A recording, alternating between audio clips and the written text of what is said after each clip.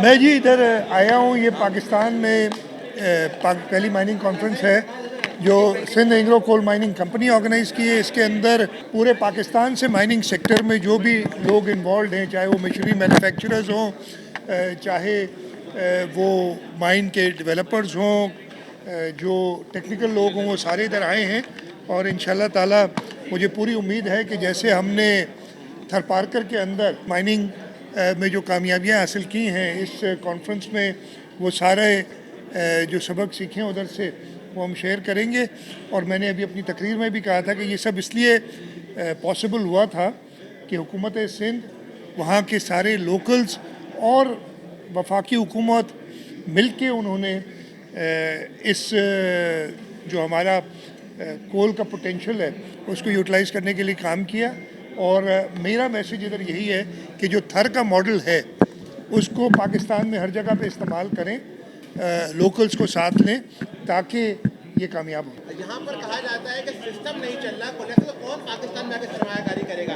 यानी इधर जापान आ रहा है, यूएई आ रहा है, मैं तो आपके मुल्क की सबसे बड़ी सीट से मैसेज जाएगा कि कोलेक्शन सिस्टम है तो कौन सरमायाकारी? यार मैं तो नहीं दे रहा ना। मैं उनसे कहता हूँ कि ज़रा थरपारकर चले जाएं।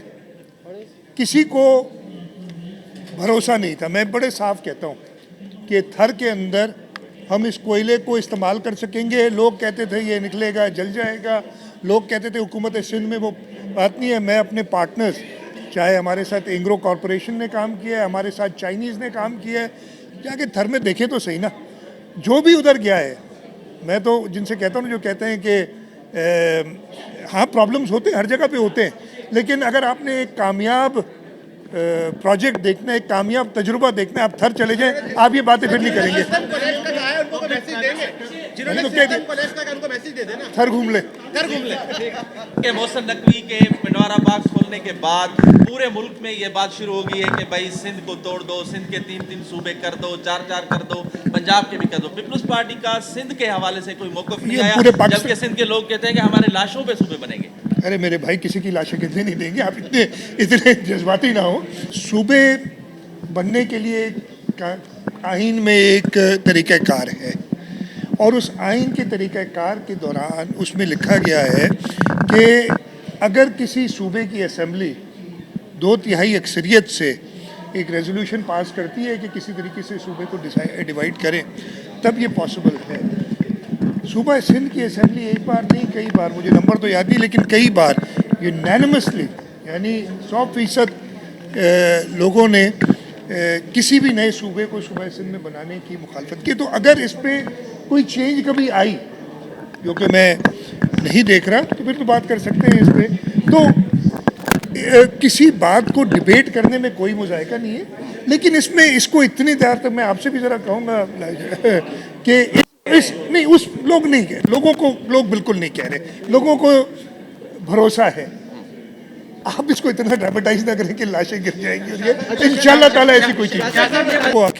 लेकिन उस एहतजाज से आप ही ने रिपोर्ट किया था, मेरे ख्याल मीडिया ने सारा, कि हुकूमत सिंध के ऊपर कि जी सारे ट्रैफिक जैम हो गई है, पूरा शहर बंद हो गया। क्या एहतजाज का ये तरीका है कि मुझे आपको सबको तकलीफ में डालें?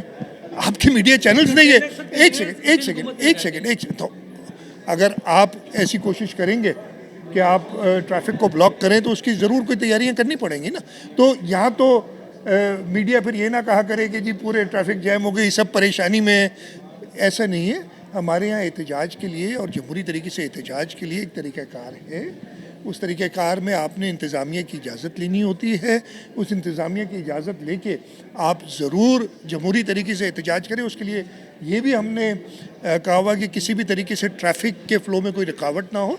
ये सारी चीज़ें अगर आप पूरी करते हैं तो हर एक को एहतजाज का हक है जमहूरी तरीके से। ये फरमा दीजिएगा कि अभी कल जो काबीना में कल काबीना में 5 लाख टन गंदम की जो आपकी अप्रूवल है, उसका कोई आपने बजट एलोकेट किया है? कितना हमें बोरो करना पड़ेगा बैंक से, कुछ इस तरह का? देखिए मेरी बात सुने, हमने 1 मिलियन टन प्रोक्योर करने के लिए गंदम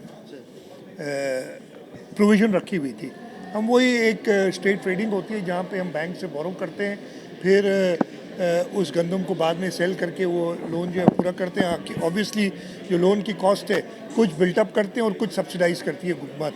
तो हमारे पास वो मौजूद थी वो प्रोविज़न। इस वजह से हमने सिर्फ इसलिए किए ताकि किसी भी तरीके से हमने आपको पता है कि एक बहुत इफेक्टिव ड्राइव भी की है, तकरीबन 2.5 और 3 लाख टन के दरमियान गंदम हमने होल्डर से रिकवर भी की है।